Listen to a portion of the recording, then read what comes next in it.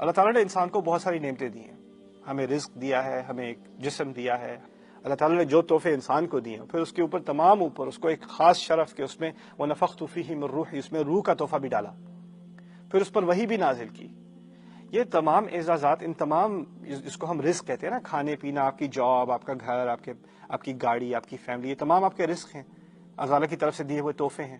اسی طرح آپ کے دوست، آپ کے احباب، آپ کے ٹیچرز، یہ تمام آپ کے رزق میں شامل ہیں۔ لیکن ان تمام میں سے ایک خاص رزق وہ ہے جو کسی سیف میں نہیں ڈالا جاتا، نہ وہ آپ سیو کر سکتے ہیں کسی طرح، نہ آپ گھر میں کہیں چھپا کے رکھ سکتے ہیں، وہ ہے آپ کی عزت کا شرف۔ وَلَقَدْ كَرَّمْنَا بَنِي آدم، اللہ نے تمام آدم کی اولاد کو عزت دی، اس کو تکریم دی، اس کا کرم کیا۔ یہ تحفہ جو اللہ تعالیٰ نے دیا نا عزت کا، ہمیں اس کا احساس ایسا ہے جیسے کسی اور مخلوق کو نہیں ہے۔ کسی جانور کو عزت کا احساس نہیں ہوتا، انسان کو ہوتا ہے۔ کسی جانور کو الفاظ سے تکلیف نہیں ہوتی، ہمیں ہوتی ہے۔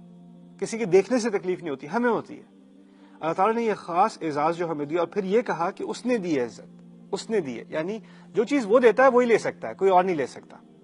لیکن ہم ایک دوسرے کی عزت لیتے رہتے ہیں، ہم ایک دوسرے کی طرف توہین سے الفاظ بھی استعمال کرتے ہیں، برے طریقے سے ایک دوسرے کو دیکھتے بھی ہیں، ایک دوسرے کے پیچھے سے غیبت بھی کرتے ہیں۔ یہ تمام چیزیں آپ جتنی بھی کر لیں، ایک بات یاد رکھنے کی ہے، جو چیز اللہ نے دی ہے وہ لوگ جتنی بھی کوشش کر لیں وہ نہیں لے سکتے، وہ جو کچھ بھی کہہ لیں نہیں لے سکتے۔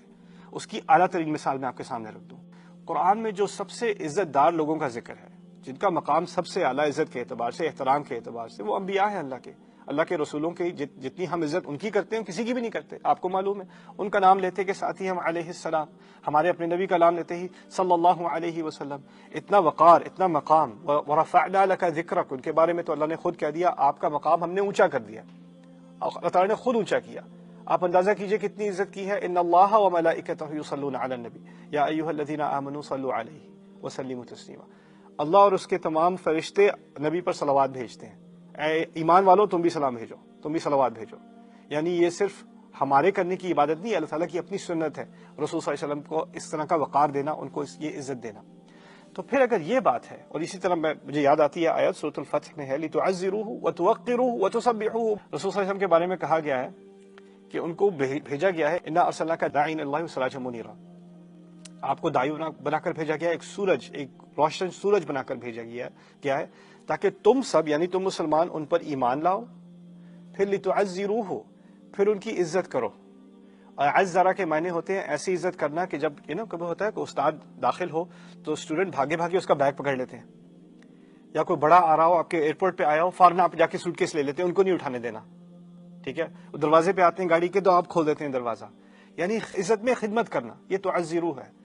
پھر توقرو وقار سے نکلا، وقار عربی میں کہتے ہیں بھاری وزن کو، یعنی جب وہ آپ کی موجودگی میں ہو تو آپ کو ایک ایسا محسوس ہو کہ کس عظیم بھاری شخصیت کے سامنے میں بیٹھا ہوں، آپ کے ذہن میں ایک طرح سے ایک انٹیمیڈیشن سی آ جائے، اب ان کو عام طریقے سے ٹریٹ نہ کریں، یہ توقرو ہوا ہے۔ یعنی عزت کے لیے دو الفاظ استعمال کیے، اور پھر کہا وَتُسَبِّحُوهُ بُكْرَةً، اور پھر کہا کہ اور اسی طرح سے تم اپنے رب کی تسبیح کرو، یعنی اللہ تعالیٰ کی تسبیح اس وقت تک نہیں ہوگی جب تک نبی کا احترام نہیں ہوگا۔ پہلے نبی کے احترام کے لیے دو الفاظ، پھر اللہ کی تسبیح کے لیے ایک لفظ وَتُسَبِّحُوهُ بُكْرَةً، یعنی جب تک نبی کا اپنا مقام نہیں مانو گے تب تک اللہ تعالیٰ کا مقام نہیں مان سکتے، تمہیں سمجھ نہیں آئے گی بات۔ یہ عظیم آیات میں ان کی طرف اشارہ ہے کہ ہمارے انبیاء، ان کی عزت جس طرح اللہ تعالیٰ نے کی ہے اور ان کی عزت جس طرح ہمارے دلوں میں ہے، اس طرح کی عزت کسی کے دل میں کسی کے لیے نہیں ہو سکتی۔ تو میں یہ آخری بات جو میں آپ کے سامنے رکھ رہا ہوں، اتنی عزت دی گئی ہے انبیاء کو، پھر اندازہ کیجئے کتنی بے حرمتی کی گئی ہے ہمارے انبیاء کی۔ پاگل نہیں کہا گیا، جھوٹا نہیں کہا گیا، جادوگر نہیں کہا گیا، دھکے نہیں مارے گئے، ڈانٹا نہیں گیا، ڈپٹا نہیں گیا، یعنی اللہ تعالیٰ کی طرف سے اتنی عزت، مسلمانوں کی طرف سے اتنی عزت، اور کفار کی طرف سے اتنی بےعزتی، اتنی بے ادبی، یہ کیسے ہو سکتا ہے؟ اسی کو آگے سمجھنے کی ضرورت ہے ان آیات میں اترنے سے پہلے۔ اگر آپ ان کی سیرتوں کا واقعہ پڑھیں یا قرآن میں ہی ان کے واقعات پڑھیں تو آپ دیکھیں گے کس کس موقع پر ان پر الزامات نہیں لگائے گئے، ان کو برے برے الفاظ نہیں کہے گئے۔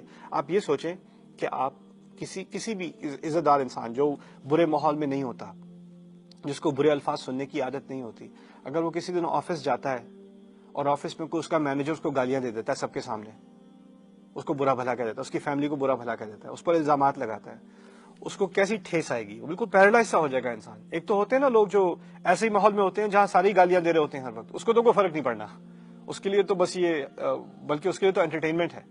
لیکن کوئی عزت دار انسان ہوتا ہے نا جس کو اس معاملے میں حساس ہو, اس کو تھوڑی سی بھی کوئی سنا دے کبھی تو وہ بالکل اس کا دل بیٹھ کے رہ جائے.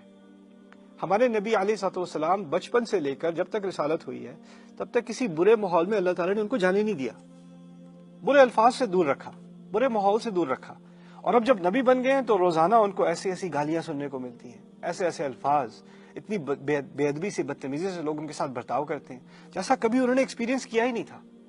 اور پھر قرآن ہی ان کو آ کر تسلی دیتا رہتا ہے, ٹھیک ہے وہ آپ کا مذاق اڑا رہے ہیں, ٹھیک ہے وہ آپ کو یہ کہہ رہے ہیں, وَاصْبِرْ عَلَىٰ مَا يَقُولُونَ, جو وہ کہتے ہیں آپ اس پہ آپ صبر کیجیے. وَاهْجُرْهُمْ هَجْرًا جَمِيلًا, ان کو بس آپ اچھے طریقے سے انہیں چھوڑ دیجیے, ان سے ہجرت کر لیں, آپ دور کہیں چلے جائیں.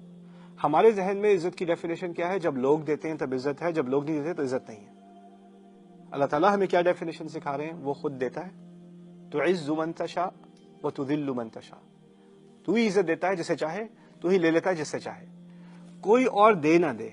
اگر آپ کی عزت اللہ تعالیٰ کے سامنے ہے تو ہے, کوئی اور ساری دنیا آپ کو عزت دے دے, اللہ تعالیٰ کے سامنے آپ کی عزت نہیں ہے تو نہیں ہے.